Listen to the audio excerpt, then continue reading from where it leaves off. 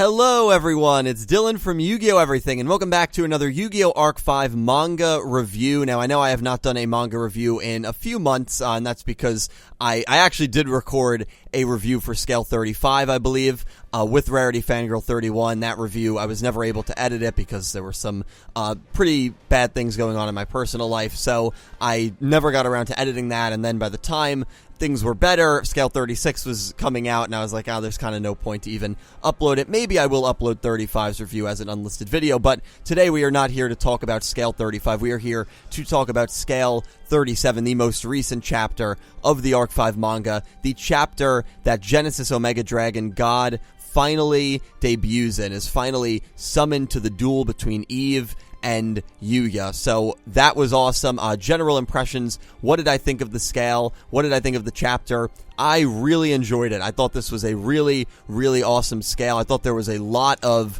really in-depth references, especially to religion, that I think you could kind of pull from this, that I'm not really going to expand on. I should also mention, I am joined by two really awesome people in the community, two people who, while I stopped doing the manga reviews for a pretty long time, they were doing them themselves, which is RarityFanGirl31 VA. She's been on the channel plenty of times, and LunaMong21, who we will just refer to as Luna. I will link all their YouTube channels and social media stuff down below, and they will speak a little later in this video, so big thank you to them for coming on. And yeah, so again, this is the episode, or not the episode, geez, so used to doing Brains reviews, where this is the scale where finally Genesis Omega Dragon is summoned. And I think what's very interesting about this summoning is Eve, one of the last shots we get of her, which will be on screen now, it almost seemed, at least the way I interpreted it, while Genesis Omega Dragon was obviously trying to talk to Eve and get her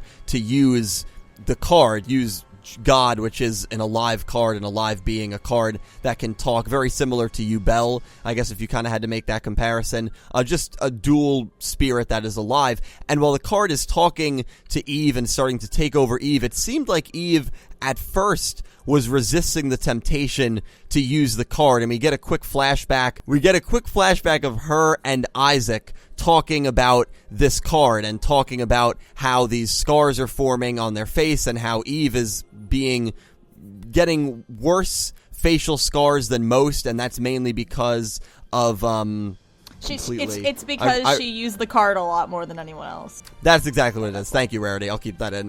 Yeah, sorry, it had been, I should have reread it this morning, which is what I usually do before these scales. It's 10 a.m. here. That's because Luna is, time zones, and I had just woken up, so I apologize. I'm a little loopy, but that's what it is. Eve had used the card a lot more, and so Isaac basically says to Eve, you need to stop using this card because we don't know what's going to happen, and Eve kind of refuses it. And we can see God talking to Eve and talking about how she must find love and she must find Adam, and that's exactly what is basically the driving force behind Genesis Omega Dragon. He's basically digging into human beings' fears of a world without their desires, and because of that, people are giving into temptation and using Genesis Omega Dragon as an outlet to have a future and have a life that they really want to have. And so Eve, even though she was resisting when Genesis Omega Dragon, whether it was Genesis Omega Dragon or her playing this flashback of her and Isaac having this discussion and her, wanting to find Adam, whether that was God or her mind playing it, I honestly think that God had some kind of impact on that. Oh, just that line is actually something that Isaac says in Scale 28. I know that because I dubbed that scene, but yeah, that's actually something he says right after he gets so Isaac was the one who's the duel with Reiji, like he flies into space. That's his last words that we hear him say before he he says, Eve, you must find love. You're right. Yeah. You're right. There's a lot of panels, especially during that flashback scene, where it was tough for me to figure out who was saying what. Like, love also motivates me. I'm pretty sure that was Eve saying it. Yeah, that's but the person who was saying, I was aware of your feelings, is that God or was that Isaac? That was Eve, because if you remember, I know it's a little hazy because it's like the part where, we don't do these reviews a lot. Sometimes you catch up at the speed through. It's because Isaac had feelings for Eve. and he admits that he was the only one. Oh, that's right. That's right. Yeah, because like it was this whole love triangle thing, and Isaac was basically just he could have saved Adam. Like there's like a panel like during that Reiji duel that he shows like he was not wanting to press the button to save Adam because he indirectly or selfishly, wanted Eve for himself, and he hoped that maybe, like he says, like maybe Eve's heart will move to me, but she never abandoned Adam, and then he feels bad about it. But yeah, that essentially was like, I'm the only one who can protect her and stuff. I know all this stuff because I had to go over all this stuff with my Reiji and Isaac voice actor. I'm the Majin V. Like I had to like tell him like his help him with coaching and stuff. But yeah, it's really it's really tragic. Really sad. Yeah. Well, I'm glad you're here, Rarity. Yeah, because there's a lot of. I mean, I've read most of the scales only once. Maybe a few of them I've read twice, and there's a lot of times that you forget all this stuff. Oh yeah. A lot of stuff in the Yu-Gi-Verse. So I'm glad that there is someone who is an expert on this Arc 5 manga. But yeah, so basically that was what was going on. Rarity explained it 20 times better than I just did. And the one thing though that I did really like about this was Eve was resisting it until she had those flashbacks, and then she used the card, and when God awakened, she was completely taken over. So there was part of me that thought maybe when God was summoned, she would still kind of be in control of her actions. I don't think that's the case. I think once God is summoned, she is completely gone. She is no longer Eve. Yeah. She at this point is, and you can tell that by the face, she is Genesis Omega Dragon. It's also and everyone the fact is they blatantly say it. Like he says, her consciousness has fallen into a deep slumber. He legit, and plus the voice, the bubbles, change style of the talking bubbles, so you know that's like not her talking anymore, which is usually what they do in manga to like differentiate like different things. Like the U boys, like because they're like inside, like they would have an echoey effect. Like that's why they have little spikes around their text bubbles. It's just a thing that manga does to like showcase like different like things that have different who's talking. But yeah, so she's gone, which saddens me. But she's definitely gone. Yeah, she's definitely gone. That doesn't mean she can't come back. Because this is Yugioh. No. When you're possessed, you usually come back, at least to fight it. Yeah, I'm sure she will. Yeah, well, and that's the parallel that I drew between the manga and the anime, because the final villain, obviously, in the Arc 5 anime was Zark, who was kind of a possessed Yugioh in a way, and it's a little similar to the final antagonist here being a possessed Eve, and even though God and Zark are their own beings in a way, so it's not like just they're being possessed and being controlled, it's not like, Marcel and GX or something along those lines, it's actually another character taking over. And so this duel has very much turned into Yugioh versus Genesis Omega Dragon at this point. And again, with the religion references, as I already kind of discussed, it was definitely a really, really good scale. The effect of Genesis Omega Dragon, the design, I really loved. It's just funny because with dragons, it's like, I'm not saying I'm getting bored of them, but with Yu-Gi-Oh! Dragons, I mean, in Duel Monsters, we had so many dragons. In 5Ds and Arc 5, the shows were literally based entirely around dragons. I think Zexal probably had, like, the least amount of dragons, but you still had Kaito and Misael, who were two big dragon users. So dragons are just always such a big monster point in Yu-Gi-Oh! And so, there's only so many designs they can have for dragons, and so the fact that they keep making new dragon designs is I find pretty fascinating. And Genesis Omega Dragon, I think, has a really cool design. I'm just getting a little, bored of the typical dragons, but I mean, it still was a really good design, and it was a really cool effect. The effect that it can gain 1,000 attack every time someone starts a turn, that's going to be problematic, because in literally 5 or 6 turns, if the duel even lasts that long, this monster is going to have like 6,000 attack points. So I feel like that's going to be very problematic. And really, there wasn't too much dueling action. There was a lot of dueling action in the last scale, but this was more about God, talking about his motivations, and Yugioh and the U-Boys realizing what Genesis Omega Dragon really is all about. And as Rarity said in one of her tweets, God is almost like the devil in this universe, and whether that is Yoshida making some sort of religious reference, I guess I'll leave that up to you guys to decide at home. But yeah, I really enjoyed the scale, and Rarity, Luna, I'm very excited to hear from both of you. Rarity, what did you think of Scale 37? Thank you. I really enjoyed it. I have some interesting things that people pointed out, like about what we were talking about, but I'm going to point this out about the dragon design.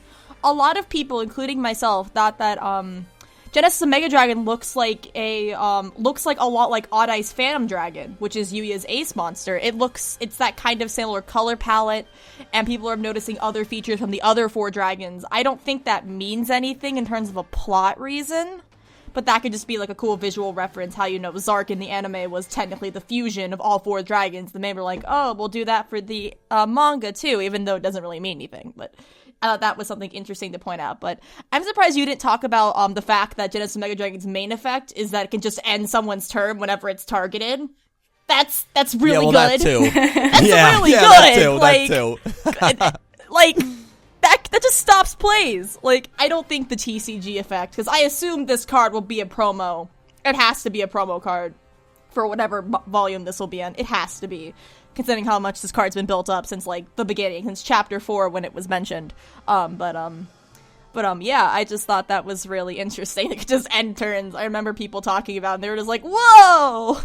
And it's really interesting. It's just a pure pendulum monster. It's just pure pendulum. It's not a mix. It's just pure pendulum. But then again, I think in this manga, they've been really focusing mainly on the pendulum mechanic. Because, you know, Reiji is completely pendulum. Yugioh, for the most part, besides from the U-Boys support, is completely a pendulum deck. Which I think is just interesting compared to the anime, which I guess, like, the one drawback of Arc 5 being the anniversary series is that it didn't really get to focus on its own original elements for, like, a lot of the time, I guess. Because, you know, they had to, like, pay homage to 5Ds and Zexal and GX and all that stuff. Like, they didn't get a chance to, like, do too many things that were unique, which is maybe why, like, most people's favorite arc is the first arc of the anime, you know, where it's mostly just original content for the most part, with all these, you know, characters that created for this series and not focusing on cameos and references and relying on all that stuff. But, yeah. I'm also happy that we got confirmation that Sora does have a scar, because I remember I kept complaining about that, like, where the heck is this thing? It's on his back, and it looks really bad. He's just a kid! He's like 13! Oh my god, poor Sora! I love Sora. I mean, I'm biased towards him because I voice him in a lot of projects, because I voice him for my own dub, so I'm biased towards Candy Child. But yeah, that was disturbing, and seeing Eve get possessed hurt me so much. Like you said, Dylan, I really wanted her to be in control for part of this, and then no. I'm so sad. I love her so much, and I'm just like, her females again in Yu-Gi-Oh! Getting mistreated. It bothers me, but I know, and they were doing so well. Like, they weren't using her for fan service, and now they kind of are. I didn't think they needed to, you know, transform her in that way. I'm not specifically say what it is, but I'm pretty sure if you look at it, you can kind of know what I'm talking about. I didn't think that was necessary, because, like, we've seen monsters fuse with humans before, like Merrick. That didn't happen to them. It sort of happened with Darts, I guess, and it sort of happened with Zark, because he wasn't really wearing anything except for, like, pants, but whatever. But and, like, half of his shirt. Yeah. And the belt. Oh yeah, half of his shirt. Yeah, he looked in his, like, new Batwing thing. I mean, if she got Batwings and stuff, I just wish, like, if they were gonna do that, like, they gave her at least a bit more visual for it. I mean, they changed her eyes to black, but that's not... She looks more like Era now, which I guess maybe that was the point, because, like, the artist, you know the whole artist schedule with Yu-Gi-Oh! Zexal manga, maybe that was the point. But yeah, the whole God's whole motivation thing is pretty... It's not that I didn't expect it, but, like, it was just interesting the way they played it. But I appreciate the fact that they pointed out that Ren and Sora had this hope inside of them to keep living, and it wasn't just God, which makes them stronger characters in general, because I really liked Ren and Sora's story arc in this manga, and I really did. I love Ren, okay? I just want him to come back, but anyway, we saw him for 2 seconds in this chapter. It made me happy. I love him to death. But anyway, I just really enjoyed this chapter altogether. The U-Boy interaction, now that they're this big family, is great, and they were, like, saying, we're gonna get you back for basically taking our life away and essentially killing our dad and all our friends, if we had friends. But there's still a lot of unanswered questions, like, is Yuzu still plot relevant? What happened to the whole... them being descendants, the whole descendants storyline? Was that just there to give Ren character? Like, where the heck is Reiji? And I know I keep bringing this up, but where the heck is my boy Reiji? Like, this dude is, like, you know, like, second main character, you could say, in this manga, and he hasn't been around for 5 chapters now. And, like, he was with Adam. You'd think that by the time this card was summoned, he would show up. You'd think so. Like, but I guess they don't need him anymore because they blatantly say that we know, chapters ago, Isaac got a copy of the Atom Factor data. We didn't know whose it was. I assumed it was Reiji's, but they confirmed it was Reiji's, so they don't really need Reiji anymore. Was that just a cop-out to get Reiji out of the story till after this duel's over? Because if that's the truth, I'll be very upset. Like, because Yoshida, his writing style sometimes of just shoving characters to the side. We see this in Vrains. I don't know whether your opinion on Vrains right now, but he's been shoving characters, you know, like Go and Aoi all to the side for the main characters, and it's just like, it's frustrating sometimes. And in this case, it seems they're kind of doing that right now, but I mean, they showed Shun and Shingo for 2 seconds. I'm glad they still acknowledge they exist, you know. Good for them. Mm-hmm. Sad they really didn't get to do anything in this manga except, like, be buddies, like, buddy cops and, like, do stuff. I mean, their interactions are fantastic, too. You know, they're very comedic, but they're not exactly plot relevant. I guess it's sad if you're an anime fan, you're like, Shun was this big character, and he's just kind of doesn't really do anything. Same with Yuzu. But I guess that's the price you pay for good U-boy interaction. You get everyone else. It's just that. But yeah, I enjoyed this chapter altogether, and I'm interested to see what everyone else thinks, but yeah, I don't know where this duel is going, and I mean, Yuya's gonna win. Like, when God's here, he's gonna win, but what's gonna happen afterwards, besides a Reiji rematch, because that's inevitable, will there be something else? Will this manga stop at chapter 45, and that'll sadden me? Are they gonna end it early, even though it's the most successful spinoff? I don't know. But that's pretty much what I have to say about this one. So, Luna, what do you got to say? I'm interested. I really enjoyed this chapter, honestly. When Eve ended up getting possessed by God, it looks very creepy, but I really like it and how it's done. And oh yeah, the artwork's great. Yeah, and the artwork is fantastic as always. And I really enjoyed it, and I found one of the things I'm curious about, and actually what I want to see more on, is that you can see Yuya actually has a reaction to God's presence, which would be the Atom Factor. But he does mention that he and God resonated with each other. So I'm curious what would happen if that continues.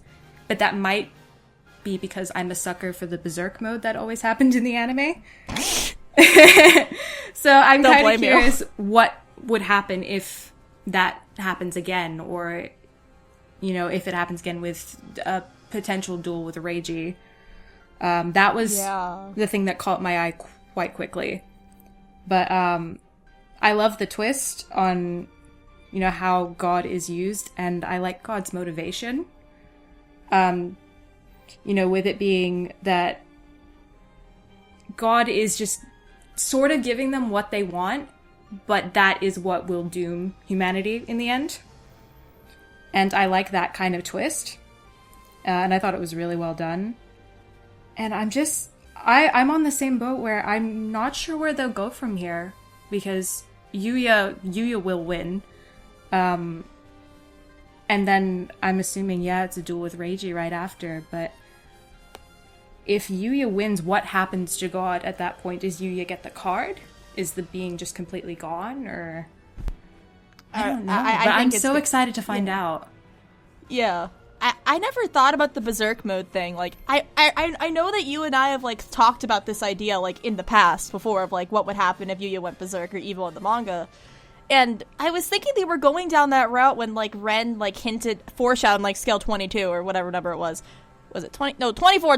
I dubbed that chapter. I should know what it is. I had to direct this stuff. I should know this. You see how much time I dedicate to this manga, people. Anyway, he said, like, Genesis Manga was going to tempt him. And was that just Eve trying to tempt him at the beginning? Was that all it was? Because, like, I really hope there was more to it than that. And, like, it would be cool. Yeah, I hope there's honestly more to it. It would just be really interesting to see if Yuya did become this bad guy. Because I assume the only reason Yuya and Reiji are going to duel each other is for God's power, because I assume they both would want it for different reasons. I mean, Reiji wanted to stop it, but that doesn't mean that Reiji may be with Adam on his side, because at the end of the day, if, like, the fake Atom Factor or whatever gets destroyed, then they're going to have to fight over to get God's full power and stuff. Will Yuya go evil? I would like to see him go evil, but at the same time, that would mean he'd have to lose. Yeah. Probably. Which manga protagonists don't really lose. if at all that much. At it least would for be the a spin-offs major that I've plot noticed. twist, but it's very unlikely. They would need more time if they were going to continue this further. I mean, I think if it was a loss against the 3 other U-boys, but how would they do a Yugioh when they literally do not have a body anymore? Their bodies are gone because they died. So no, don't. I mean, I know. That review we recorded, Dylan, he had to hear my beautiful sobbing. But anyway, about that. But I'm just really interested to see what happens, and I just hope this manga, if it ends, I hope it'll at least go to 50. My hope is 50 chapters. 45, I'll be a little disappointed. Because, you know, this manga is the most successful spin-off manga in Japan, so I just hope that it, you know, gets the love it deserves. Like, it got a lot of merchandise at, you know, like, the Jump Carnivals, and it got those, like, little special chapters, about 3 of them for the last 3 years this manga's been going. This manga's been going on 3 years, people. I feel old. Wow, because I think it started, like, in August. Yeah, it started in August of 2015. It's 2018. That's 3 years, I believe. Was it 15? Yeah, 3 or 4 years. Even manga Yugioh was on one of the V-Jump covers next to Goku. Yeah. One of the months, I think, like 3 months ago. So, I mean, it just shows that it is a very popular spin-off manga in Japan. Yeah, it's doing really well. Like, the sales are really good from what I was reading. And, I mean, it makes sense that they took what they essentially, I guess, when they were making is like, what is the most interesting thing about our anime that doesn't involve any of the spin-off characters that we can put? Oh, the U-Boys. Okay, we'll focus it on them. And, like, I'm pretty sure any hope for Bracelet Girls or anything is just out the window at this point. Yeah, I was just thinking it's on really that. sad. I don't think they'll be showing up. No. I hope that, like, because I've been looking at the Japanese volumes and maybe about concept art, because they were showing concept art for all the characters, and I don't think they've shown concept art, because they were doing some Arc 5 anime characters, like, they showed the 3 Yugioh kids. Where's my Bracelet Girl concept art? I want to know what they first looked like. Where is that?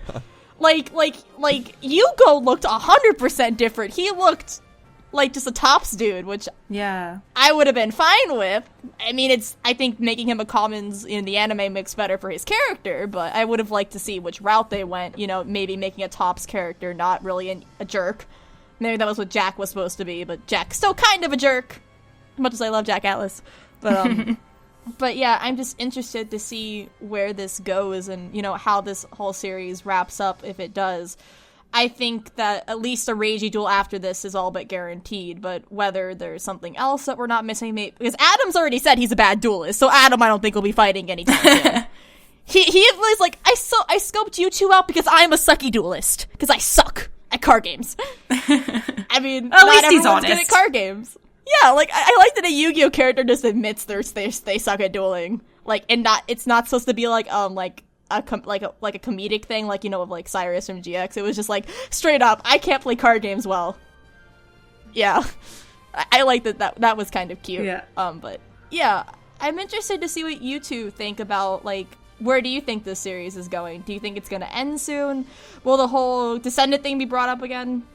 I doubt it, as much as I would love that, because even Yuzu looks so darn similar. I would be so upset if they don't explain that, especially like if like Eve gets her colors and we figure out she has pink hair.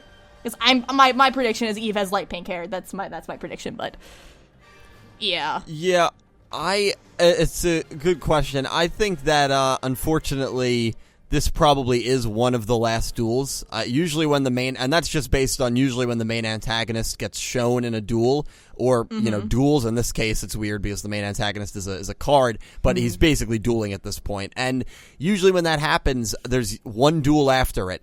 With Zexel, it was a little different because I'm thinking about the anime, Don Thousand dueled, and then you had Shark versus Yuma, although you could argue that Shark was an antagonist towards the end of the show, and then you had the ceremonial duel. So I think that after this, we probably will have Yuya versus Reiji, and then maybe that won't be the ceremonial duel, though, because as you brought up, Rarity, there's still going to be stakes in that duel. They'll still probably be fighting over how to use the Genesis Omega Dragon card, and so I don't see that as, like, the ceremonial duel. So I feel like maybe the ceremonial duel will be, I mean, I'd like to say, like, the U-Boys in, like, a 4v duel, but that probably won't happen because they don't have their own bodies. Maybe that'll change if, you know, Yuya uses God a certain way if he beats Reiji. That so was anything a thing. is possible.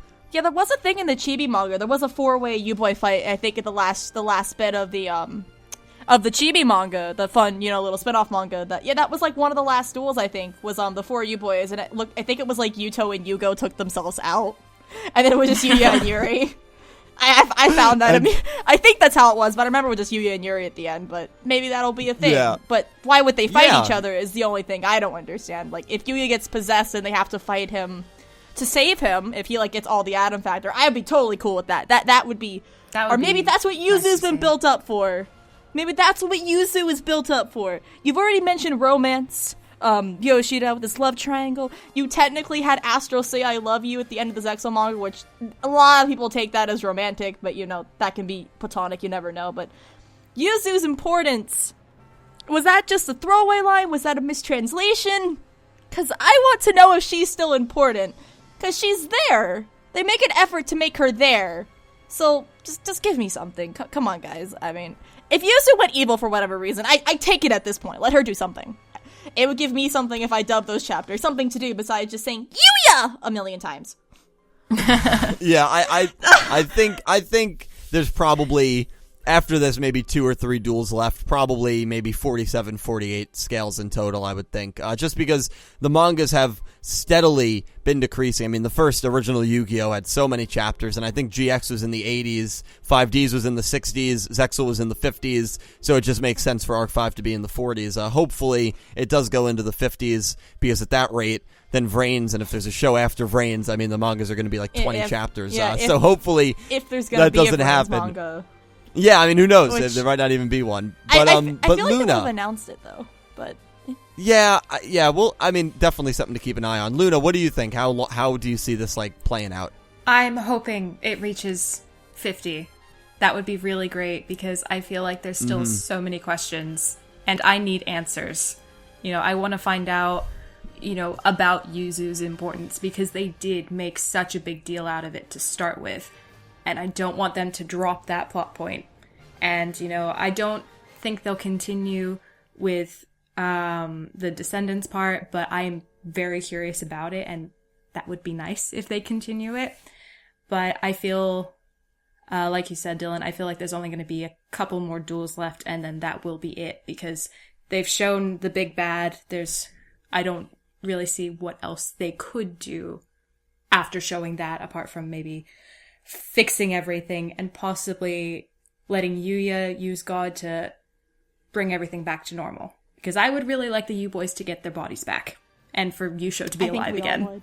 I think they learned their lesson from the anime. I think they learned their lesson about the backlash. I would be shocked if that's not what happened, but if they made, like, the conscious effort to not get back their life, like, if that was, like, a mature decision on their part, to not mess with time anymore, If they just accepted their life and, got a new life and still could be happy, I'd be okay with that. It just depends how it's handled. Would I love them to have a happy ending? Of course I would. But I guess it all just depends. What I would love... I just hope... would be... I was just thinking on it. You know how the event took place on Yuya's birthday? I would love it if when it all got restored, it took place on Yuya's birthday before the whole event happened. So they would get to actually celebrate it like they wanted to in the first place. That would be so nice. Cute. That would be a nice way to end it. That would be. That'd be. Yeah, I hope they do end it that way. I hope the ending is good. I was gonna say like. I don't, I do like the Arc 5 anime. I was going to say, hopefully it's, a little more. I mean, I still wish the Arc 5 anime just had one last episode where, like, it just felt very rushed at the end after the Yugioh Reiji duel, and so I hope they don't do that with the manga. I hope they do give us, even if the anime just did 5 minutes of the U-Boys all talking within each other about, like, kind of concluding things, I would have felt that was a little more wholesome. Yeah, and it leaves you wanting a lot more, and so I'm hoping the Arc 5 manga does that. I really am. And I'm hoping, because this is probably the last time we will ever see these characters in the anime or in the manga, so hopefully they do conclude it in a really, really good way. But anyway, guys, we were about 30 minutes through, so I'm probably going to start to conclude things. I know we could probably talk for another 30 minutes easy, but do you guys have anything else to say? I just want to say that I'm really happy that this is more of a personal thing, but a lot of people are, like us doing these reviews, Dylan, me dubbing the stuff that people say, like, I got introduced to Yu-Gi-Oh manga because of, us doing this stuff. And that warms my heart whenever someone tells me that I just, talking of Luna and you guys about the manga, it's always just like people to actually read this work of art, because Yu-Gi-Oh started out as a manga, and the fact that Yu-Gi-Oh mangas with these new writers are still going is very inspiring, and I'm very, very hopeful that Variance will get a manga and that this one ends strong. I just appreciate, people being able to, readily enjoy the manga more and actually talk about it. I think that's just a blessing. I just wanted to say it a little sentimentally, but yeah, go you boys, kick some butt, make sure everyone gets a happy ending, please, please, please, please, please, please, please, please. Luna, do you have any parting words? I just want a happy ending. That's all I can say. I just want them all to be happy. Well, I think that's what most of us want. But yeah, thank you too, sincerely, for both coming on. I really do appreciate it. You guys gave some incredible insight. And thank you to everyone who is still watching at this point. I mean, you've watched for now about a half an hour, so that is incredible. So please leave all your thoughts on this scale down below. A special thank you to my Platinum tier patrons, Alexa Baker, Christopher Johannes Boska, Glen McGookin, Jorge Carrillo, and James Rose, and to my Diamond tier patron, Solid Snack and Bouldergeist, and to my Egyptian God tier patron, Syn Cloud. Thank you to everyone who supports me over on Patreon. Cannot tell you how much that helps me out. And thank you to, obviously, all of you for watching these videos, because without you guys, I would not be here and we would not be able to make this sort of content. So again, definitely check out both RarityFanGirl31 and Luna. I will leave all of their stuff, Twitter, YouTube channels, everything they want me to leave down below in the description. Two really awesome people in a really, really awesome community. I will talk to you down below in the comments section. Once again, thank you all so much for watching, and I hope you have an amazing day.